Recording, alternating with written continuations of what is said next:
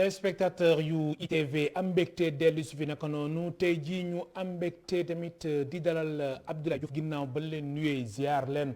xam naa ni récupéré ngeen bu baax ci week-end bi tey jii ñu am mbégte dalal docteur Abdoulaye Diouf nekk chercheur naka noonu muy nekk professeur en espagnol histoire littéraire secrétaire général bu CPJE Nday Leer convergence patriotique pour la justice et l'équité moom mooy tey suñu gan si émission Kinu Askan Wi docteur Abdoulaye Diouf maa ngi lay dalal jàmm ci plateau bi. jërëjëf maa ngi lay sant di la gërëm Cissé vraiment du fond du cœur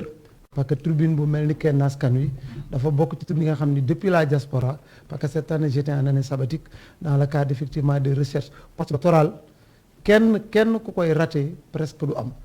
heure creuse yeeg moment yi nga xam ne c'était des moments vraiment de réflexion de détente. Oui. Je l'ai suivi, raison pour laquelle je me disais que ce serait une très grave pour un intellectuel, un homme politique de ne pas passer à Kinu Askan Wi ne serait que pour donner sa pierre à la contribution de nation bi ñu ne ak la pertinence ak manière bi ngi posé tamit. kon daal émission bi doon suivre moom diaspora bi régulièrement 24/24 c'est la raison pour laquelle en voyant format ni muy doxeek ni muy jàlle automatiquement j'ai pris langue avec vous et vraiment je vous remercie de l'occasion ko bi nga ma jox tey ba mën a jàkkaarloog Sénégal yi mais émission bi macha allah c'est très bien suivi et dans la diaspora et j'en sais quelque chose. di la gërëm tamit ci sa disponibilité ndax tey aussi la ko yàlla dogal ndax yàgg fi ba ñëw mais tey la ko yàlla dogal. dëgg la loolu moom wax nga dëgg vraiment avec effort yi nga def ba yàlla dogal tey lépp sotti ñun ñu ngi lay gërëm yaa ngi disponibilité mais aussi l'amabilité et l'opportunité que vraiment bi ñu jox tey mën a jàkkaarloog yow jàkkaarloog askan wi pour man aussi joxe suñu xel ak suñu xalaat ci doxinu réew mi ak nuñ ko gisee ak nuñ ko bëggee. jërëjëf docteur Abdoulaye Diouf nga nekk secrétaire général bu CPJE Nday Leer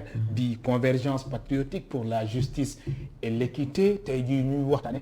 lépp lu jëm ci wàllum inscription bi jëm ci liste électorale yi nga xamante ne 31 juillet li ko ubbi ba 14 septembre 2021 bi nga xamante ni moom nañu dëdmal coow li bëri na ci wàllum primo votant yi alors su ne primo votant mooy lan d'abord soo ko mënee expliquer waaw loolu faaw ñu leeral ko nit ñi am ci une idée parce que bu ñuy demee toujours ay élection dafay am ñoo xam ne bi ñuy dem élection yi passé mataluñu âge pour mën a voter donc bu jubaatee yeneen élection dafay baax ñu def benn période réouverture nga xam ne dañuy permettre primo votant yi mais ci biir aussi ñu permettre ñi nga xam ne dañu bëgg changer seen lieu de vote bi ñu nekkoon adresse yeeg très bien changer yooyu pour que affaire bi yëpp mën a normal permettre leen ñu amaat d'autres cartes pour mën cee dem mais primo votant yi suñ ko waxee mooy ñi nga xamante mooy ñi nga xam ne en janvier 2022 effectivement seen 18 ans mat sëkk day mat mais affaire bi dafa am lu xaw a tuuti li ni coow waaw ndax dafa am benn ndëgg sërëx ndax xam nga pouvoir bi aussi dafay def bu si nekk caay-caay gu mag la ci pouvoir bi di def non je suis très navré de le dire en disant même que ñun bokk nañ ci ñu fal président Macky Sall ñun bokk nañu ko fal mais dafa am doxalin yoo xam ne daf koy tàmbalee doxal di ko teg ci terrain politique bi te gëwuma loolu ànduma ci loolu te doxalin bu mel noonu su may ànd ak nit mu wóor ma ni man bi ma lay fal dama jàppoon ne tu es le moins mauvais parmi les autres candidats du ma ni candidat idéal mais sama gis-gis mooy le moins mauvais parmi les candidats kon da nga gis ni primo votant yi terrain glissant la bu leer opposition bi pot de banane la yoo xamee ni boo gisee coow yi bari ci nii gars yi ni pat nga gis certificat de résidence yi même ñuy dem ba un maire naan léegi tere na ko ñëpp moom ci boppam moo koy délibéré ñu dem ci y'a problème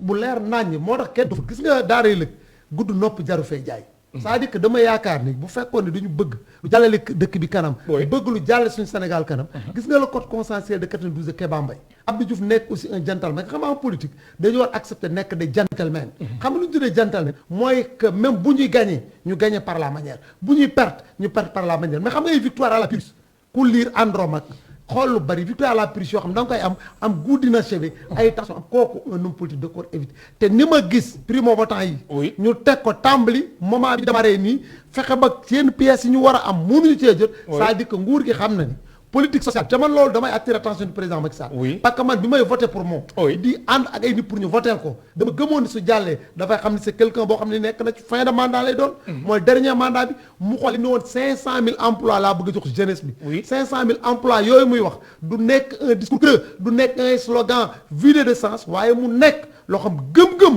profession de foi mu nekk loo xam ne wóor na ko c'est réaliste et réalisable ba tax na ba jeunes yooyu bëgg a voté wu du ñu war a nekk menace ak tiit bu mais am ci moom justement kon da nga jàpp ni yow primo votant coow lu si judd yëpp gouvernement bi wala majorité bi muy coalition Benno Bokk mais c'est Yaakaar évident. dañu ragal ni jeunes yi vraiment ñu song waaw, liste xam nga. électorale bi inscrire bu baax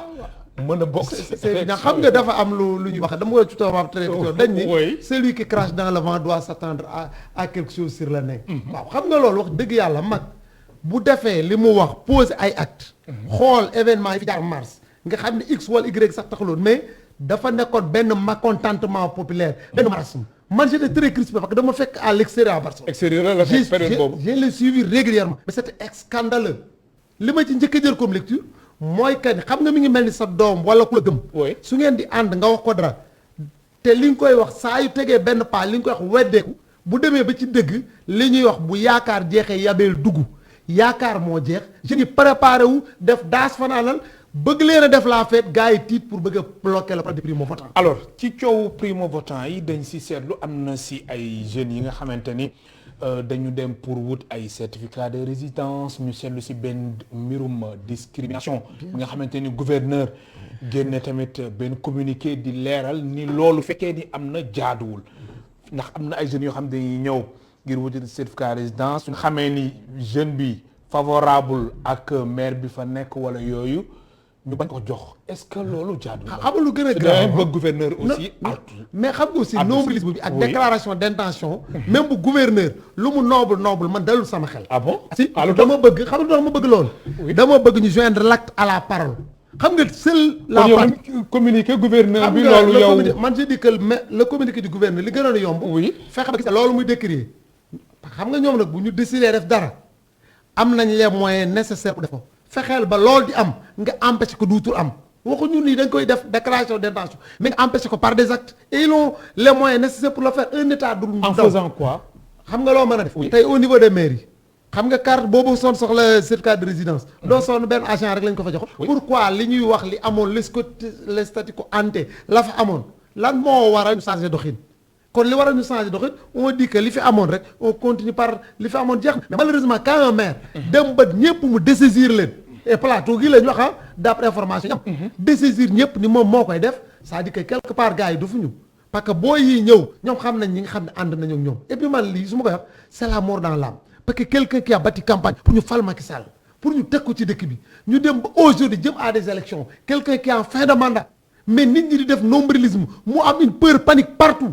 jaxasoo peur panique partout mais évidemment parce que bu loolu loolu le produit primo votant warul nekk problème peur panique au sommet de l'État bu leer nañ li ma leen di aw ma ci sax xel ñaar xam lu tax je me dis que xam nga nag état mooy joxe certificat de résidence état moo yor li ñuy wax les fonctionnaires moo yor ñi muy nommé ci emploi civil et militaire Oui. mais kon gis nga coow li am ak charivari bi su ci bëggoon a mettre un terme mu jeex parce que su ma doon di opposition malgré raaya da marée jeunes yi ñu gis ñu inscrire ñun gëm nañ ñi mais oui gëm nga ni ma bàyyi la nga daanu ñun gëm nañ ñi jeunes yi devenir ak intérêt Sénégal rek leen tax a jóg te ñoom it ñu xam ni seen vade-mecum mooy développer le Sénégal ak intérêt bi waaye du leneen kon du ñu tiit. mais est-ce que jeunes yi ak primo votants yi nekk na menace réelle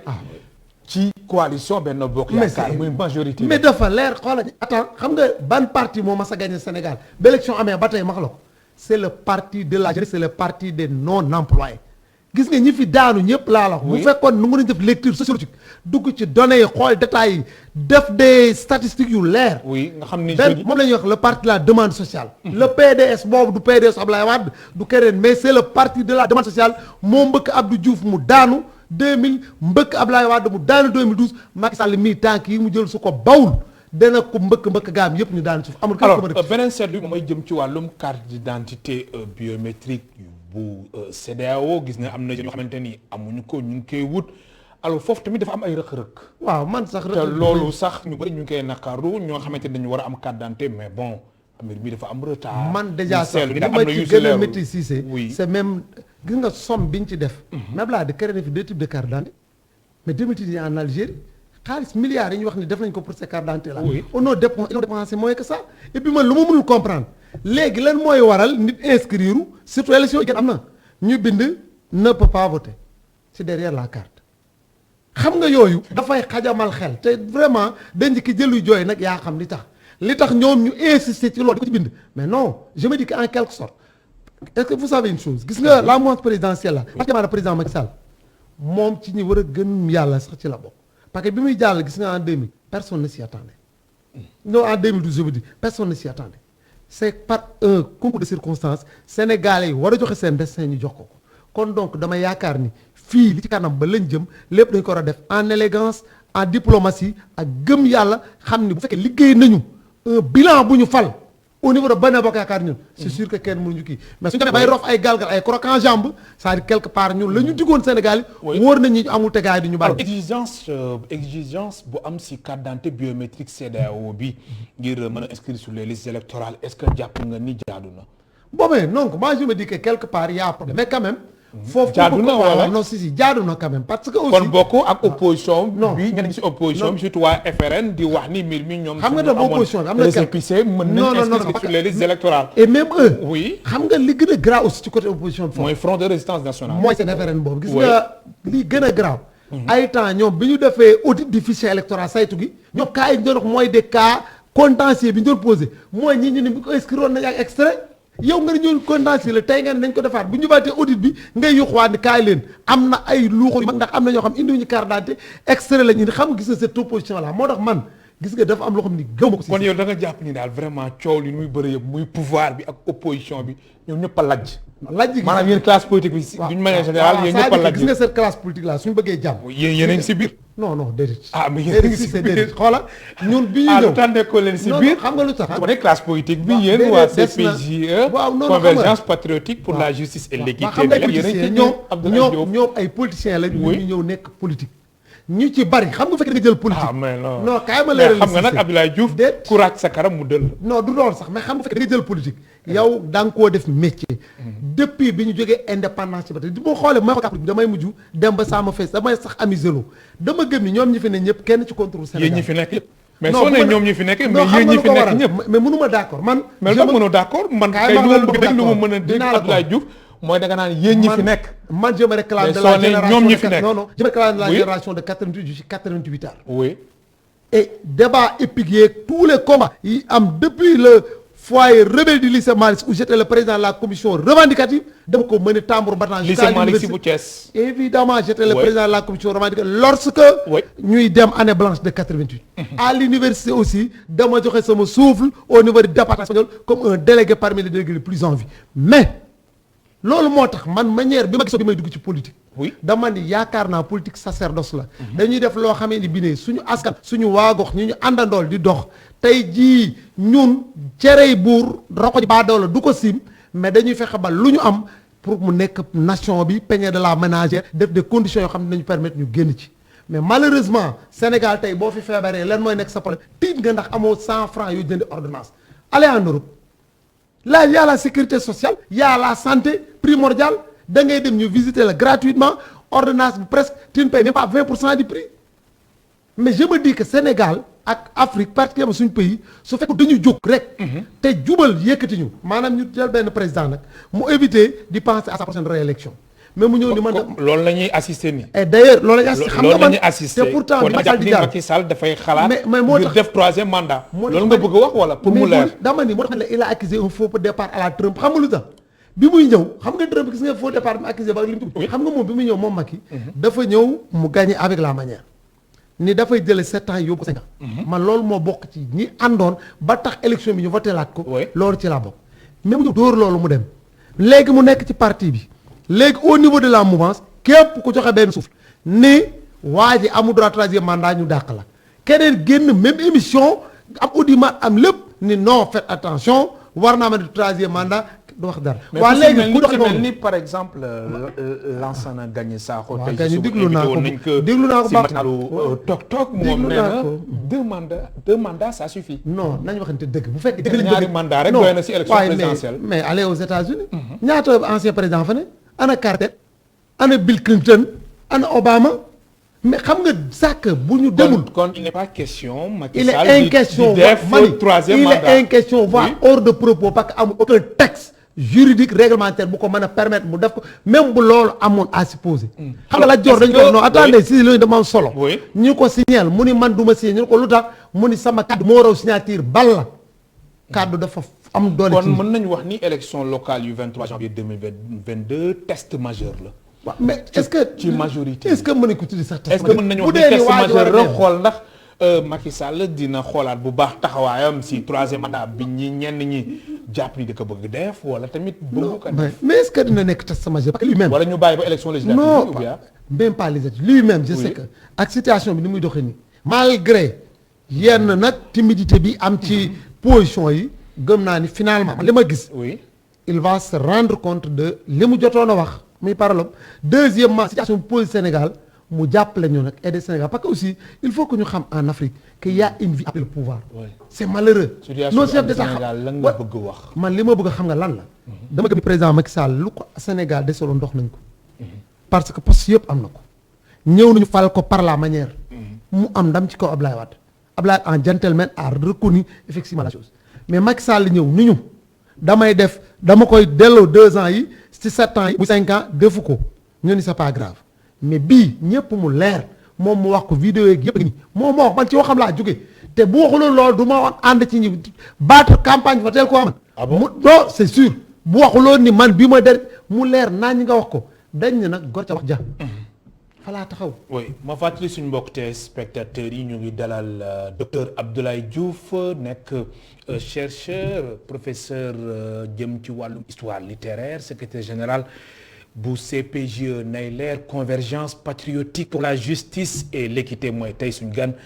si émission Kennu Askan Wi. alors gis nañ si yenn gox-goxaat yi benn rek wala ma jël si exemple bu Kolda foofu jeunes yi ñu ngi dem à l'assaut ñu ngi dem massivement di inscrire sur les listes électorales alors loolu suñ ko analyser d'une manière globale muy Kolda fekkee ak tamit yeneen gox yi nga xamante ne seel nañ aussi jeunes yi quand même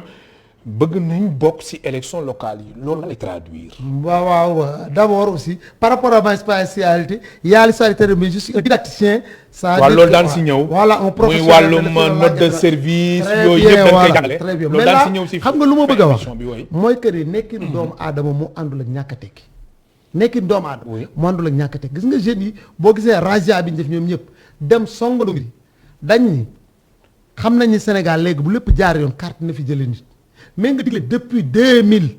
ci Wade ñëw ba ci Macky Sall jusqu'à présent ku xëy tey beurre bi ngay jënd sa kër sa yaay moo lay may 100 francs. am na zone mais est-ce que ñëpp la tamit. non Abdoulaye Diouf est-ce que ñëpp la xam nga man dañu moon 500000 emplois xam nga loolu ma. léegi lay wan xam nga lu tax ma ni ñëpp la. bi ne dafa ubbi benn concours volontaire de la gendarmerie. oui en 2 jours ñu ne dañu ubbi recrutement au niveau de l'éducation nationale. en 2 jours 5000 la ñu waxoon ñu ne on est à 155000 dëpp. 2 jours te duñu deadline bi waaw mais loolu kon bu fekkee yow noonu nga sax. kon loolu da lay wane ni jeunes yu bëre moom. mais dafa laaj ci politique bu fekkoon 500000 emplois mais ak annonce yu mu fi def yëpp. même 65000 emplois yu mu doon wax. waaw mais loolu bi annuellement. oui mais loolu bu amoon di nga yaakaar waaw mais bu loolu 450 milliards fii ak 2020. mais loolu c'est-à-dire que quelque part xam nga lii la anglais yi doon to make to soap. maanaam mettre le savon ci kanam. loolu amoon rek maquillage la mais li wér te wóor mooy su loolu amoon tey en 2 jours du ñu dañuy recruter éducation. 185000 demandes dugg en 2 jours ci loo xam 1 mois la waroon def. mais ak yi fi nekk ay DER. non xam nga yooyu yëpp structure yu fi nekk yëpp. yaa gis nga bu doon. mais quand même doon nañ la quand même gouvernement bi. recruté wul jeunes yi am na ay jeunes quand même. xam nga erreur état bi loolu nga nangu Abdoulaye Diouf. non dafa am ban erreur laa àndul ak Macky Sall man may ànd ak moom dama jàpp ni. xam nga l' état dafa xam ni. l' état souvent sax warul mën a nekk pourvoyeur d' emploi mais dafa war a. créer une relation saine. des entreprises mais quand même secteur privé moom quand même. yow foofu laa du ñëw sa ko doog ma yow xam nga lu tax Cissé foofu laa xam nga lu tax ma doon fi ñëw moo tax man la dafa war a créer une émulation saine de son secteur privé national mais malheureusement au Sénégal te économie bi ñu ko ñànk dafa dooleel ñu ñuy wax les étrangers. kon secteur privé national bi dañu waroon am lu ñuy wax discrimination positive. mais malheureusement amu fi loolu su amoon tey. parce que d'ailleurs boo digloo bay di añ un jour bi ñu demee jëm ñaar effectivement il a dit des choses pareilles. il a dit que si on crée un climat propice favorable il est évident que ñun dañuy recruter mais bu fekkee yow da nga jël yi fi ëpp solo mais liñ jox Alstom mu jar nii société boo xam ñëpp nañ def seconde suuf daanu ñu dimbali ko jox à coup de milliards mu jóg mais gis nga som boobu ñu ko jox il aurait suffi man Thiès laa jógee parce que Thiès waa chemin de fer bi amoon Guinguinéo Kaffrine Malem Hodar jubal dem nga revivraat gaar yi recruter des jeunes ñi ci doon jaay di ci am kii chômage bi lu bari bari. oui mais climat des affaires bi ak l'environnement des affaires étrangers yi aussi si nañ bokk. maanaam ñun am na ay sénégalais yuy investir si yeneen dëkk yi. mais tamit étranger xam nga yow vous prêchez wala yow da nga bëgg wax ni dafa war a nekk partenariat gagnant-gagnant. non vous prêchez 50-50. non vous prêchez convaincu parce que déjà man tous les diplômes. oui en dehors de la maîtrise première année ba maîtrise je l'ai eu donc à l'étranger à l'université kon donc man mënuma bañ ñoo nekk fi. mais xam nga luy problème bi. su fekkee ni secteurs yi nga xam ne moo leen tuddee mooy ponk ñu war a téye ci réew. man leen jox ay devises ñooñu def stimuler mën a recruter ay jeunes. secteur nga bëgg wax. par exemple nañ jàpp fenn tey je dis que bu ñu jëloon le secteur industriel. am na fii des capitaines d'industrie. bon Cheikh Amar autre ñu ngi fi taxaw. nga dem ci terrassement bi y a des capitaines par exemple dans le cadre de notre formation politique le député de notre parti politique Diop Sy c'est un homme d'affaires. oui il s'active dans ce domaine. il a fait pas mal dans le social. et mis à part lui combien d'hommes d'affaires sénégalais. mais quand même mu ngi liggéey état bi. waaw mi ngi liggéey état mais mu ngi liggéey état bi mi ngi liggéey mais non mais quel liggéey aussi. mais mu parce que ngi non liggéey état bi non non mais et quel liggéey aussi. moi je pense état que bi bu koy jox marché. non là je peux pas être catégorique du xam nga lu tax. ah bon lu tax non je peux pas être catégorique. lu tax mënoo catégorique non je peux docteur pas être Abdoulaye catégorique. Diouf non peut-être lui. oui il pourrait vous donner une réponse. mais en tant que secrétaire général du CPGE. non convergence patriotique pour la jeunesse et l'équité. war nga mën xam ni quand même Diop Sy mu ngi liggéey état bi. c'est quelqu'un boo xam ni tout marché qu'il gagne. day dem appel d'offre ñu dem appel d'offre mu soumissionné gagné. marché yëpp na la dem. non c'est comme ça qu'il fait mais xam nga lu gën a grave si c'est. oui je dis que le président Macky Sall. su fekkoon ni xool na ñi nga xam ne dañu ñëw ànd ak moom te bi ñu ñëw ñu man Cap 21 laa jóge woon j'étais avec Wade xeex ak Wade ba mu daana ma ànd ak moom ci opposition d'ailleurs bii kon da nga transhumé. non pas transhumé bi mbir mi di daanu. transhumé wu. non bi mbir mi di daanu. oui gis nga après réélection Macky Sall plateau télé yi gënoon a mag gars yi dañu ko doon fuir je faisais d'ailleurs dañu demoon ba may confort waaw ba may confort en élément di PDS ma gëm wallahi ma gëm li ma gëm mais dama dem ba ci biir maa ne déggoo neew ma ne mooy le candidat yi dama ne c'est le candidat le moins mauvais parmi ñi taxawoon mais ma ànd ak moom ci programme bi taxaw jàll ñi ñu war a faluñu leen de un deuxièmement ni ñu war a changer dëkk bi changer ko paupérisation extrême kon donc y a problème il faut que nous fassions attention man lii laa gis loolu nga gis alors gis nañ coow politique bi vraiment coow li du fi jugee diggante pouvoir ak opposition dialogue national bi wala rawatina dialogue politique bi coow li bëre woon na audit fichier électoral jàppal bàyyil mbirum parrainage jàppal bàyyil léegi dialogue politique bi sax am na ñu doon wax naan xaalis bi fi dugg yëpp parce que mbir mi moom ñooyam am na ñoo xam ne jàpp nañ loolu alors jamono ji primo votant bi tamit coow li neen la si cour ba opposition bi aussi di xar tànk tubayam ni état bi yoon bu mu jël du yoon bu baax alors diggante pouvoir ak opposition ba kañ seen coow li loo xamante ne élection yooyu du des bëriwul waaw xam nga nag aussi il faut que ñu recadrer opposition bi tuuti quoi ah bon waaw parce que aussi nekk opposition si ñuy fiewul ngay def di nihilisme du jour au lendemain loolu ce serait extrêmement grave et extrêmement dangereux parce que man li ma gis li ma gëm mooy que ni opposition sénégalaise des fois da ngay gis fii 2 pële 3 tonnes bi ñu génn def seen benn communiqué ñii def seen benn détail ni non ça ne passera pas ça ne passera aussi pouvoir bi moo leen war a rassurer te gis nga mois présidentiel ñun ñu ngi ci biir mais je dis que gis nga bàyyi yéen daal yéen a ngi si biir mais teewul da ngeen di dal man quand j'étais même à la Cap 21 bi Wade di insister 2012 je lui ai dit que amu ci woon droit man étant à la Cap 21 de tout temps man position yi la xam nga lu tax dama gëm ni gis nga le pouvoir là suñu génnewul seen xel ni duutuñu ay opposants mais da ngay jékki-jékki opposition da sax automatiquement ñu yabal benn task force wala ay gars ñu ñëw non un pouvoir n'a pas besoin de gérer lu ñu appelle la parole ak parole bi moom dañ koy indi ci affaire yi pour mu liggéey opposition yi daal seen xel tam yomb na gis nga affaire résidence yi mënoon nañ ko sax bañ évacuer au Sénégal parce que mën nañ normalement ki ko doon joxe di ko joxe mais xam nga état bi dafa ñaaw njort xam nga wala la ki jëlu di jox yaa xam ki dee parce que bu gëmuloon ni moom bu gëmoon ni liggéey na am na bilan positif gëm na ni GIE ànd nañu ak moom mais kon booy di ñëw dut kii dañ leen bàyyi ñu mais pourquoi nga bëgg a créer un blocus mooy ci nga mooy la peur panique te gis nga nag peur panique musul résoudre dara alors léegi solution bi lan la ngir faciliter enrôlement jeunes yi nga xamante ni surtout primo votant yi lan mooy solution bi non solution ñu yombal leen ko vraiment ñu enrôler leen mbir mi jaar solution bi yombal gis nga temps yi bi ñu bëggee ñàkku dañu woote nit ñi bañ bi affaire bi grave ba nit ñi ñëw xam nga ñoom dañuy toog rek téye dañoo dem ubbi stade ba nit ñi di ko fa def c'est-à-dire que rythme bi ñuy defaree les cercats de résidence mën nañ ko multiplier par 5 par jour. bu doon kenn kon ñoom ñoo ko def expérience mi loolu nga bëgg wax non bi nit ñi defee rush dama ni c'est-à-dire que un pouvoir lu mu bëggee résoudre kenn mu ko traité bi nit ñi defee rush automatiquement stade yeeg fu ne mais quand même nit ñi aussi dañ dem ba conscient que ni feebar bi nekk na lu doy waar lu sérieux moo tax ñoom ñuy jugal seen bopp di dem ñàkku ji vaccination laa woon parce que dama dem Europe gis ay villes yu ma doon jaar aéroport européen yi ma wàcc fu ma daan jaar doo am foo teg tànk ma génn 10 personnes laa bokkal aéroport bu doon aéroport Prat wala Baraxas nga xam ni c'est l'un des aéroports yu bi gën a ngand ci monde ma gis nit ñi doon tëdde pendant 8 mois bi corona bi di nekk ko sommet maa ngi koy gis mais man toujours dama nekk pour la vaccination mais malheureusement bi ko pouvoir bi indee xam nga nit bu fekkee da nga tàmm di xaw di njuut njaaj gaay di naxee di paddaate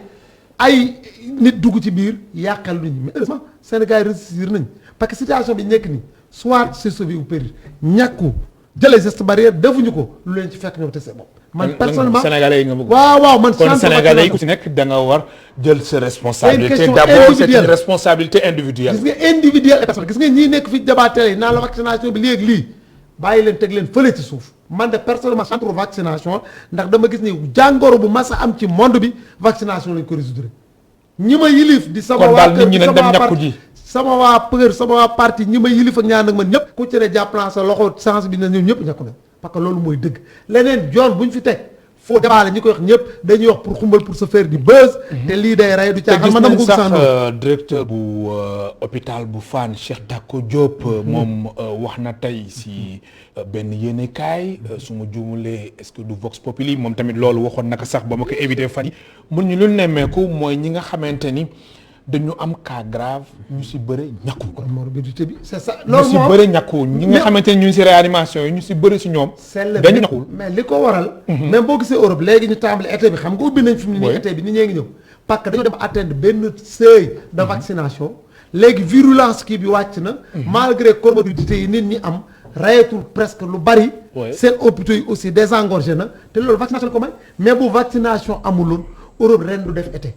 moo la kon Sénégal non et puis ñun sama pays très faible suñu ressources humaines yi bariwul te li gën a graaw Sénégal jeunes yi presque 52% de la population waaw mais ñooñu soo leen bàyyi te bii ñëw nii ñu koy wax variant bii di dóor bañ na ko ba nee nañ li ci ëpp jeunes yi la affecté mais bu fekkee ni dafa ñëw même sax am na ay bébé yi nga xamante ni mais bien sûr 10 ans 8 ans 6 ans loolu même Albert Royer bi c'est pourquoi c'est dangereux ñu jox nit micro nga ne non man de vaccin naa nga ku ma de non loolu man je dis que irresponsabilité mënu ko wees il faut aller se faire vacciner koo mën a convaincre yow ko mu def ko parce que Sénégal bu jógee ci lii il y aura une crise après Covid du Sénégal rek c'est à travers le monde suñu économie yi dañu fragile dañu faible te le Sénégal ne peut pas se payer le luxe muy dem di retourner ci yoo xam ne bi ne créé wu ko lii alors déjà anticiper nga te tamit dañuy def transition jëm ci wàllum gestion Covid bi ñu ko état bi géré yow nan nga waaw man la dernière fois sax am na benn chaîne moo ne wax naa dama ni bu njëkk bi Macky Sall moom dafa jël palme d'honneur bu njëkk bi première vague boobu ñëw na partout ñun ñoo doon la référence parce que docteur Seydi ñëwoon na et puis communication bi était bien comme vraiment les différents docteurs yi doon ñëw ñoom Xemes le gars aussi Abdoulaye Bousso voilà mooy le gars là bi voyagé communication bi était très bien dosée et puis ñoom it jëloon nañu fit ak audace li leen le Marseille la waxoon le docteur ñu jël ko utiliser ko mu tax ba ñun presque dañu amoon seen pourcentage bu ndaw professeur Didier Raoult daa tax ba ñun ñu amoon taux bu faible mais maintenant xam nga lan mooy problème bi nag ci gestion bi loolu moom métti moom laa ni tant que gis nga mouvance présidentielle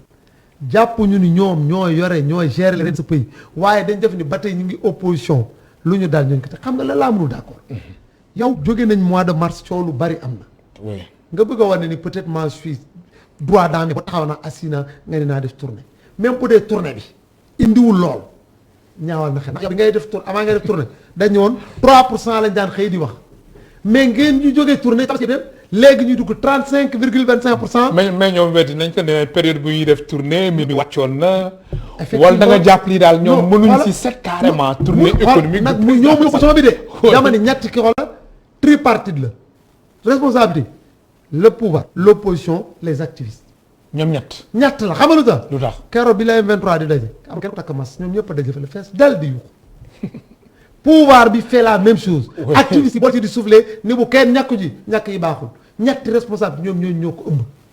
léegi nag dañoo woon daal troisième vague bi daal responsabilité bi daal la Macky Sall ñoom ñett ñëpp la. fa la lajjee def moom un faux départ mais bu njëkk bi moom sa première gestion. incapable et sans aucun problème. vraiment là bu fekk lépp fa continuer woon deful nombrilisme deful peut-être pour montrer que actuellement il est droit dans ses bottes li amul fi amaat yëpp duggul ci idée yooyu bañ a def tournée bi taxaw parce que xam nga lan la malgré li amoon am na mais Abdou Diouf traversé na ko fi. quand il taxe la jeunesse ñun bi ñu yor foyer bi en 88 naan cette jeunesse malsaine.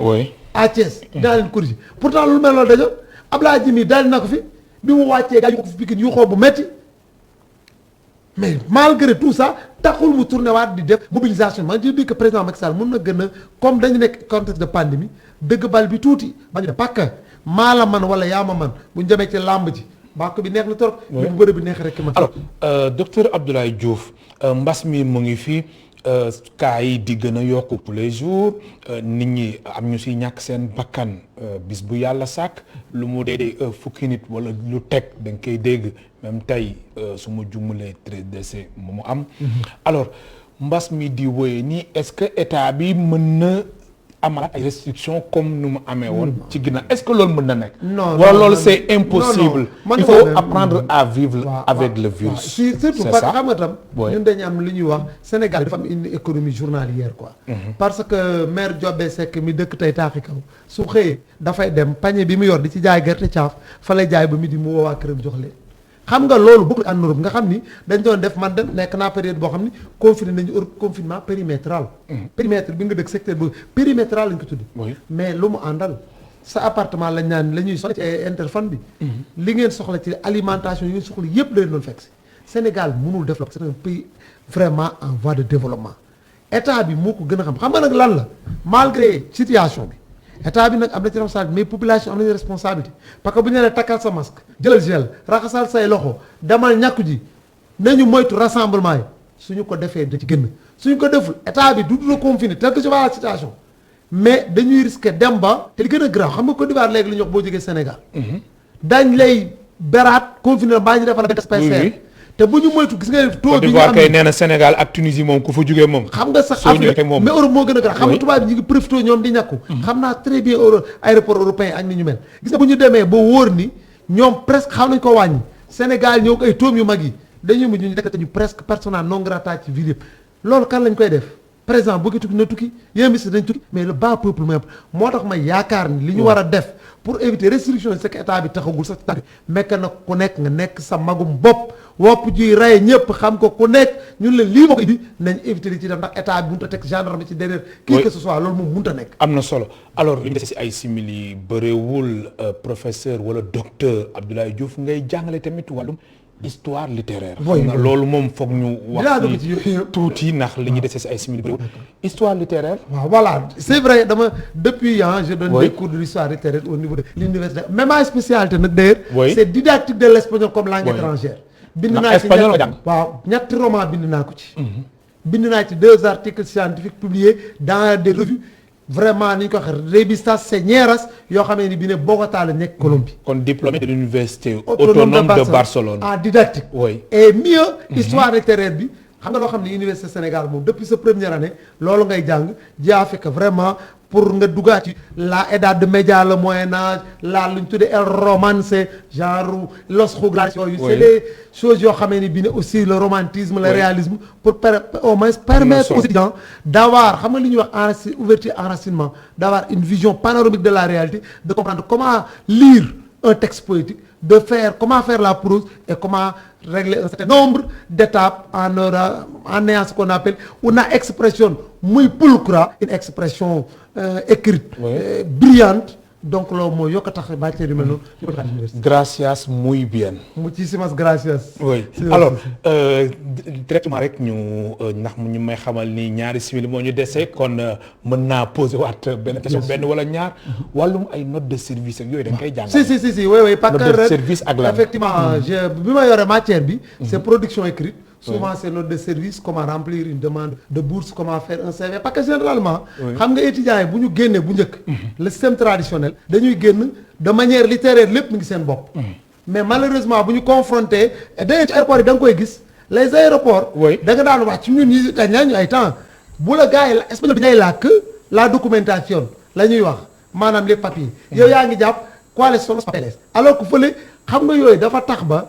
yooyu ñu leen di jàngal loolu pratique la ndax dañ koy dindi tey boo nekkee secteur de liggéey note de service dafa am ñu koy bindee dafa am style bu muy àndal. curriculum vitae loolu la ñuy wax never lie in a CV ne jamais mentir dans un CV. dafa am ñu koy jamais mentir. never lie xam nga lu tax boo ko dugalee fenn. la nga bind ñu jàpp ni yow lii nga bind am na ñu recruter la nga dikk ba ci biir ñu laaj maintenant les papiers authentiques parce que boo demee ci test d'embauche bi. danañ wax yow ba noppi ne boo paree ñun la ok t'es retenu maintenant dañuy demander le papier authentique bu fekkoon li nga never lie da nga wax lu dul dëgg loolu boo ko fa dégg dañ lay delloo ginnaaw parce que amoo diplôme bi nga am moo tax CV dafa war a fidèle dafa am aussi information yu jiitu les plus récentes ñooy jiitu yi nga mujj def comme sa primaire mooy nekk ca cat la say hobby comme yi nga gëm dafa war a génn say centre d'intérêt parce que kii recruté am na lu mu soxla da lay dugg ay vision panoramique par rapport ak sa centre d'intérêt bu àndee centre entreprise bi nga jëm automatiquement sa recrutement day yomb donc moo tax boobu ñu ciy góorgóorlu di ci former xale itam parce que aussi au début loolu c'était le talon d'Achille de nos universités. Aujourd'hui à l'université de Dakar y a des évolutions extraordinaires dans ce domaine. am na solo sa dernier mot docteur Abdoulaye Diouf. waaw sama dernier mot di la gërëm nag di la sant. parce que cette émission man maa ko soxloon. parce que dama toog bitim réew du ko suivre. chaque fois ma gis gars yi ku ci defaat gis ni ma boo gisee kenn askan wi ki jàll. boo demee nag ci taxaw kon donc lu am solo. remercier guddi. ak effort yu mag yi ngeen ci def. di remercier aussi l'honorable député Demba Diop di Diop si. c'est un vraiment homme d'affaires infatigable dans le cadre du parti ñoo ko créé. mais fu parti bi egg teg na fa tànkam. moom la Tivaouane lay kii. waaw Tivaouane la bëgg a nekk maire. Tivaouane la bëgg a nekk maire mais man Thiès Est gi nga ma dëkk incha allah bu ñu jàllee le 23 janvier ñëpp xam ne lépp dëgg la je vais gagner la mairie. maa lay gërëm baax di la sant. maa ngi lay doon gërëm bëree bëri. mu nekkoon docteur Abdoulaye Diouf nekk chercheur professeur ci wàllum histoire littéraire diplômé de l'université autonome de Barcelone nekk ci Espagne. nekk tamit en même temps secrétaire général bu CPGE nay leer di convergence patriotique pour la justice et l'équité mu nekkoon tey suñ gan si émission kenn askan wi mbokk téléspectateurs yi yéen tamit ñu leen di gërëm baax di leen sant amul seen fay Ramatoulaye Sall Diop moo nekkoon ci réalisation bi soxna Torodo nekkoon ci son bi Angèle ak Souleymane Diallo ñoo nekkoon ci caméra yi ba suba incha allah ñeenti waxtu.